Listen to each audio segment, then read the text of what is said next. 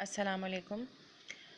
आज हम chapter 1 introduction to chemistry क्या इसके स्टार्टिंग टॉपिक्स डिस्कस करेंगे।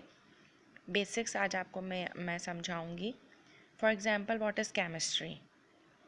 सो डियर स्टूडेंट्स, केमिस्ट्री साइंस की एक ब्रांच है जो मैटर में आने वाली चेंजेस को डिस्कस करती है। फॉर एग्जांपल, सबसे पहले तो आपको पता होना चाहिए मैटर क्या है। Matter anything which have mass and occupying space.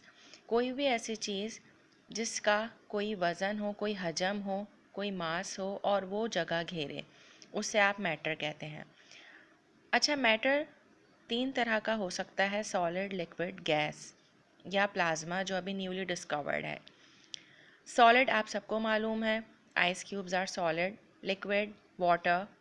Gas, जो आप गैस देखते हैं, मीथेन गैस, आम गैस को हम एग्जाम्पल के तौर पे ले लेते हैं जो आपके चूल्हों में आती है। तो ये तमाम की तमाम चीज़ों में आने वाली चेंजेस को डिस्कस करना केमिस्ट्री कहलाता है। जैसे कि जब हम चाय बनाते हैं, हम उसमें पानी मिलाते हैं, चीनी, शुगर, और उसमें हम थोड़ी सी पत्ती ऐड करते हैं।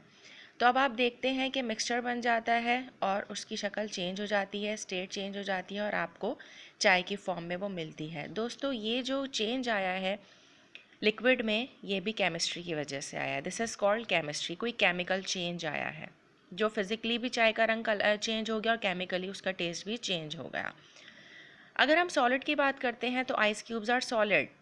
पहले वो लिक्विड फॉर्म में होते हैं और जब वो हम उसे फ्रीज़र में रखते हैं सर्टेन टेम्परेचर पे, उसे जब हम फ्रीज़ करते हैं तो वो सॉलिड की फॉर्म में आ जाते हैं। ये जो चेंज आया है दोस्तों, लिक्विड टू सॉलिड, तो ये भी क्या है? केमिस्ट्री है, कीमियाई चेंज है, केमिकल चेंज है।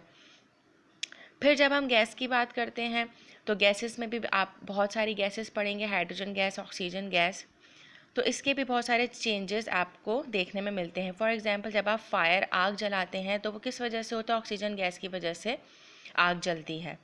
तो ये सारे के सारे आप केमिकल, ये सब केमिस्ट्री है। ये सारे केमिकल चेंजेस जो हम देखते हैं, फिजिकली भी चेंज आता है किसी स्टेट में, केमिकली भी आता है, ये सब क्या है? केमिस्ट्री है। अच्छा, जब हम मास की बात करते हैं, what is mass? The quantity of matter present in a body is called मास। जितना भी मैटर मौजूद है किसी भी बॉडी में, जब हम उसे कैलकुलेट करते हैं तो वो मास कहलाता है। जैसे कि अगर आप किसी शॉप पे शुगर ख़रीदने गए, चीनी ख़रीदने गए, तो आप उसको दुकानदार आपको उसे नाप के देगा, 1 किलो चीनी, 2 किलो चीनी। तो इसका जो मास है दोस्तों, चीनी का, शुगर का जो मास है, वो किलोग्राम में मेजर होगा। ठीक है? तो 1 किलोग्राम इज़ इक्वल्स टू 1000 ग्राम। ये कन्वर्जन आपको याद होनी चाहिए क्योंकि ये एग्जाम में पूछी जाती है MCQs में। 1 किलोग्राम किसके इक्वल होता है? 1000 gram. Kilogram is a big unit, gram is a small unit. अब आप इसको 10 रेज़ टू पावर 3 ग्राम भी लिख सकते हैं। फॉर एग्जांपल, 1 के बाद 3 ज़ीरो लगे हैं, जब आप पॉइंट को शिफ्ट करेंगे तो आपके पास 10 रेज़ टू पावर 3 आंसर आएगा। इसके बाद आप जब 1 ग्राम पे आए तो 1 ग्राम 1000 मिलीग्राम के इक्वल होता है, एंड 1 किलोग्राम जो है वो 1 के बाद आप तकरीबन 6 ज़ीरो लगाएंगे तो ये आपके मिलीग्राम में चेंज हो जाएगा। Next is weight. The force by which the earth attracts a substance towards its centre. देखिए दोस्तों, आपको पता है जब एप्पल ट्री से तोड़ा जाता है, प्लग किया जाता है या टूट के गिरता है तो वो कहाँ आता है? ज़मीन की तरफ आता है। यानी ज़मीन ने एप्पल को अट्रैक्ट किया। एप्पल का कोई ना कोई वेट था, इसीलिए वो ज़मीन की तरफ अट्रैक्ट हुआ। तो ये वेट कहलाता है। यानी कि वो हिस्सा जो ज़मीन की तरफ अट्रैक्ट हो, ज़मीन पर रखा जाए, कितना हिस्सा ज़मीन पर उसका वज़न जा रहा है किसी भी बॉडी का, तो वो उसका वेट है। और इसका यूनिट क्या होता है? बहुत इंपॉर्टेंट, इसका सिस्टम इंटरनेशनल यूनिट होता है न्यूटन। इसे न्यूटन में मेजर किया जाता है। Next is volume. The space occupied by any substance is known as volume. Volume आपको पता है, अगर आप एक यूटेंसिल में, एक देगची में पानी भरते हैं तो कितना पानी आपने लिया। फॉर एग्जांपल, आप बॉटल में पानी फिल करते हैं तो कितना वॉल्यूम है उस पानी का? 1.5 लीटर है, 2 लीटर है, 4 लीटर्स है। तो ये आपका वॉल्यूम कहलाता है। वॉल्यूम को दोस्तों सिस्टम इंटरनेशनल या SI यूनिट में क्यूबिक मीटर में मेजर किया जाता है। Okay, 1 decimetre cube is equals to 1 litre और 1 litre is equals to 1000 ml। Litre is the big unit, ml is a small unit. जब आप 1 लीटर की बात करते हैं और उससे आप ml में जब कन्वर्ट करेंगे तो वो 1000 ml हो जाएगा। And 1000 ml is also equal to 1000 centimetre cube. Okay, history of chemistry. Next topic is history of chemistry, यानी केमिस्ट्री की शाखें आपको माजी में कहाँ से मिलती हैं या केमिस्ट्री की हिस्ट्री क्या है। फेमस ग्रीक फ़िलासफ़र्स, हमारे पास कुछ फेमस ग्रीक फ़िलासफ़र्स के नाम मौजूद हैं।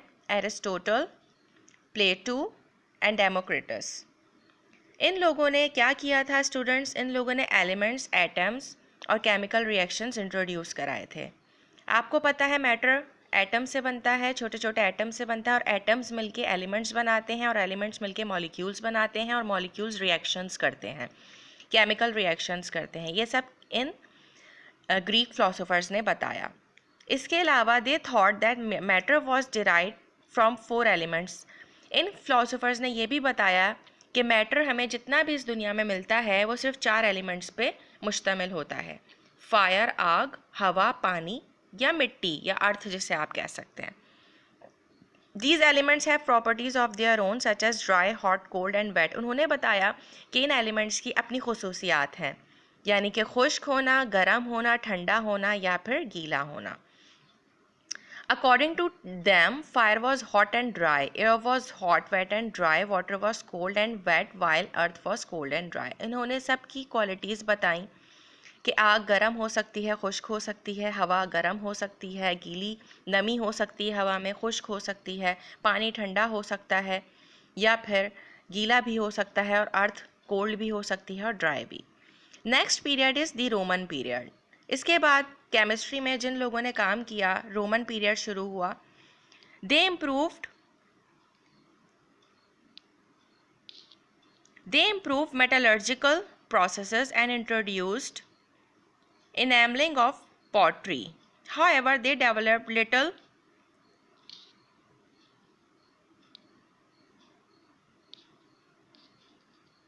knowledge in this regard. Their works were all empirical. Next हम देखते हैं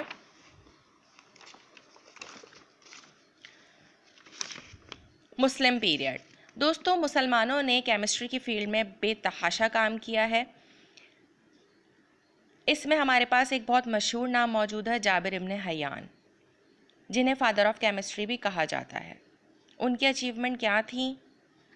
उन्होंने लेबॉर्ट्री ऑपरेटर्स ईजाद किए थे। इसके अलावा मेथड्स ऑफ डाइंग क्लोथ्स, कपड़ों को रंगने का फ़न उन्होंने बताया था।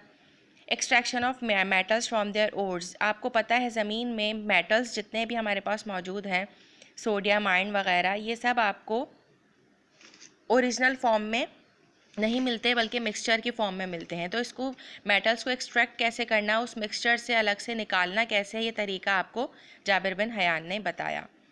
इसके अलावा उन्होंने नाइट्रिक एसिड और हाइड्रोक्लोरिक एसिड को प्रिपेयर करने का तरीका भी बताया। आपको पता है ये दोनों बहुत मशहूर एसिड्स हैं और ये कॉन्सनट्रेटेड एसिड्स हैं। Next is अलराजी। अलराजी एक फिजिशियन भी थे, केमिस्ट भी थे और एक फ़िलासफ़र भी थे। इनके अचीवमेंट्स क्या क्या हैं? इन्होंने शुगर को बॉईल करके या उसकी फर्मेंटेशन करके इथाइल अल्कोहल बनाया था। इसके अलावा वो एक एक्सपर्ट सर्जन थे और उन्होंने ओपियम से एनेस्थेटिक बनाया। ओपियम आपको पता है एक तरह का क्रॉप होती है जो कि जिसकी फसलें मौजूद होती हैं, जो उगती है, उससे एनेस्थीसिया बनाया जाता है, यानी बेहोशी करने की दवा बनाई जाती है। इसके अलावा he divided the substances into living and non living origins.